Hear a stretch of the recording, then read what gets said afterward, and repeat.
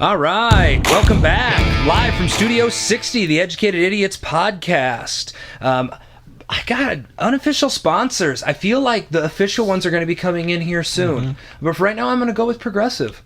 They seem like they're on the right track. That seems progressive. It seems like they're doing something about it. All right, I am Doug Wilkinson, the Ben Affleck of our show, and to my left is Dan Hensing, the Jennifer Lopez of this little relationship. Ooh. Is that bad? Bad comparison? Catcher? Yeah, say hi, Dan. What's up? Yeah, you weren't ready for me to throw it back to you right there. All right, so if you've stayed with us this long, we've done some short clips. We are looking at exploring the video realm, so you can get a look at our ugly mugs from time to time. We're also going into a new format. I appreciate if you're coming back to this is episode 2. If you made it through episode 1. Lord, I hope they're better than the Star Wars episode 1 and 2. I never watched them because I like Star Wars because I'm not a geek, so I'm cool with that. So we want to do is keep most of our stuff to around that 10-minute mark or so. But we do have a format that we're kind of going through, so hopefully there'll be some consistencies. Things we're going to try some new segments here and there. But so here we go. So this is episode 2, and our new feature that we premiered in episode 1 is Need to Know, brought to you by Kaufman's Hemorrhoid Cream. When you got an itch, we got the fix. Kaufman's. So Dan, what do we need to know? Here's what you need. Besides the fact that I have an itch. Because I said that there's an itch? Yeah. A rat. He was scratching his head, not his anus. So that's why we need video. Yeah, that's true. So what do we need to know? Here's what you need to know. A rat can fall from 5 stories without any physical damage. Wow. That's the educated part of our show here. Exactly. Have you field tested this? The first thing I thought of, though, was how unfortunate for the rat from the 6th story. They probably did. They probably started from here. Well, yeah. Eventually they're like, I guess that's the max, people. There it is. Let's write that down. Sorry, Mickey. Mickey Mouse? That's all I got. I guess he was a mouse, not a rat, but I was reaching there. And that's Need to Know. Brought to you by Kaufman's Hemorrhoid Cream. When you got an itch, we got the fix. Kaufman's. You're welcome. Yeah, you're welcome. All right, so we have been getting some audience feedback, believe it or not. People appreciate our idiocy, so... love you. We do love you. So this one, actually, the setup to this is... We did a short clip called Party Tricks. It took a couple of weird stories to get to it, but Dan has a party trick that he does with a billiard item, and I'm not going to go into detail because I want you to click. Yeah, no, I don't want to preface any more of that. I want him to watch. I want him to click on the link. Go find Party Tricks, Educated Idiots podcast. Find our channel. Watch that one. I want a little mystery. It's not here. with the balls, okay? It might be. You don't know that. Well. And then I had one that deals with my fingers and balls. Who knows? Jesus. But the party tricks. That's the clip. So this is the setup. So it all came from that. Basically, what weird party tricks do people have? This one comes to via our Gmail inbox, idiotseducated at gmail.com, from Lindsay in Dubuque. She says, and I quote, I can take a long cherry stem and tie it into a knot, which is somewhat uncommon. But if it's a longer cherry stem, I can tie it into 2 knots. And she says that should count for something. I assume with her tongue? Oh, yes, with her tongue. Yes, not just like... I mean, that was the... Yeah, I was assuming that's where she was going. So I guess, yes, Lindsay, it does count for something. We would like to meet you. Let us know.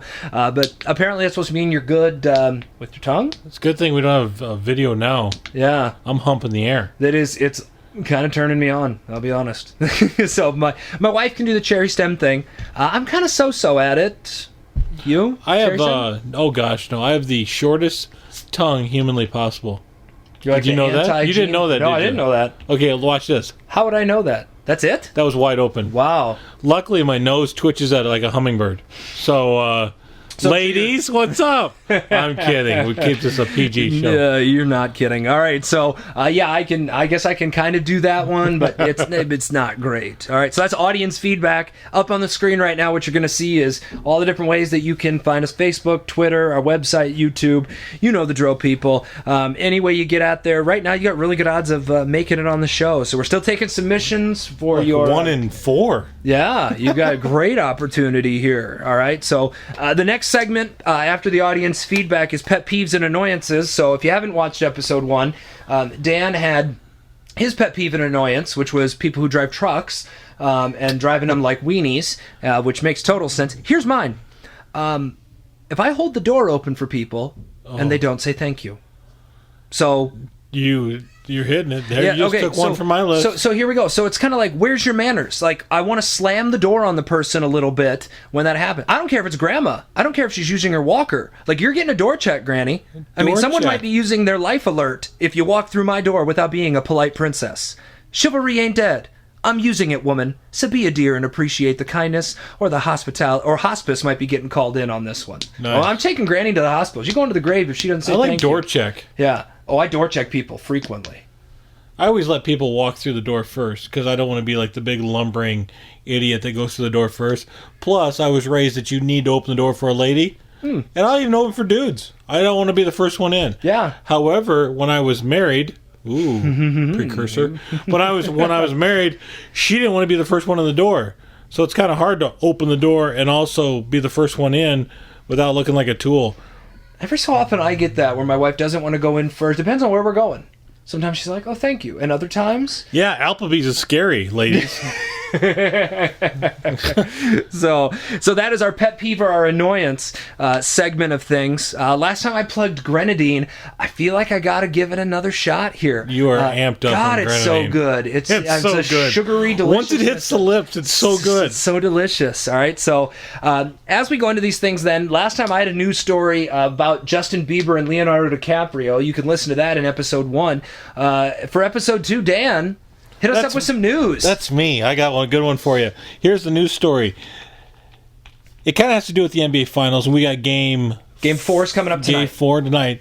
That kind of gives you a time frame when we're recording this. June 12th. But I thought it was timely because the news story was that they've done some research. They document a bunch of stuff, and they said that the shortest official on the floor calls the most of fouls. I think I heard this one, yeah. Yeah, I just heard it today, and I thought that was fascinating, and I'm going to watch it tonight to see if that's the case. Find out exactly who might the shortest be. So it's like a Napoleon thing, and then I started thinking, because we both coach basketball, there's two officials that I'm thinking of that do most of our games. Mm-hmm. The shorter one, let's call him Smiley.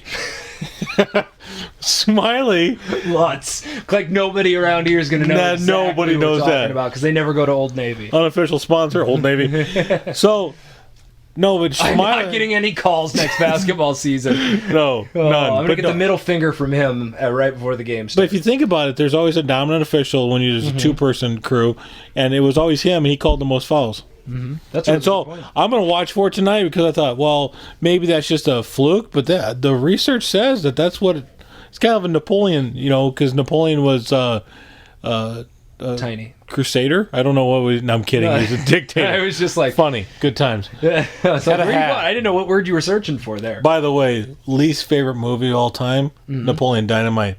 ADD's kicking in. That's how my brain works. Has nothing to do with the story, but really I don't like that. I don't like that movie. Good. I never was a big fan of it either. Gosh, talks like this when he talks. Was so. It was bad acting. But then when you talk to people, they're like, "That's my favorite movie." Doesn't that piss you off a little bit? It makes me think less of them. Totally. Yeah. Kind of like if you don't watch Seinfeld or a Seinfeld fan, or if you say it's bad, I don't trust you. I agree completely. How do you? I mean, I don't understand that. Yeah. If you haven't seen it, that's one thing. But if you've watched it and been like, I don't get it, it's like. You can just die. Yeah. Like, sorry. That probably cut off a lot of our audience. They're like, we don't mean that literally. Well, Dan might, but... Yeah, well... going back to the Napoleon complex thing, I thought that Colin Cowherd actually brought up a really good point on this. I gotta give credit where credit's due. This is where I heard that story initially. And he was talking about how when you go to a gym... not that we do. But if you were to go to a gym, the biggest, most ripped dudes in there... are not the guys who are our size. No. They are... Short people got no reason. I'm singing. Is that the song that was coming through your head? I thought, man, if we could have like an actual budget where we had music and I could play it, that'd be a great one. Yeah, if we didn't, our budget's $0. If my aunt had balls, she'd be my uncle. That's too soon? Okay. No.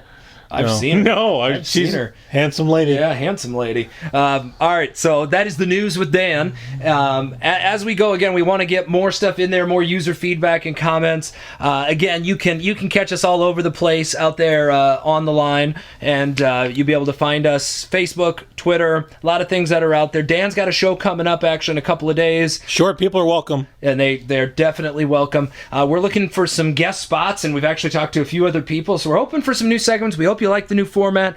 We would love to have any kind of... We might even get a black guy on the show. Oh, what? That could be... Yeah, that just happened. And a real one. Not just like real one. half and half, like a real one. Hello, Cedar Falls. Yeah, so that gives you an idea that we are not exactly in the hood doing this podcast. No, although I got not. street cred, so I'm good with that. South Cedar Falls, what's up? I was thinking more of my hometown. Mean streets of Solon. You gotta be careful which side of the railroad tracks you were born on. If you wore the wrong color, you could end up dead. So...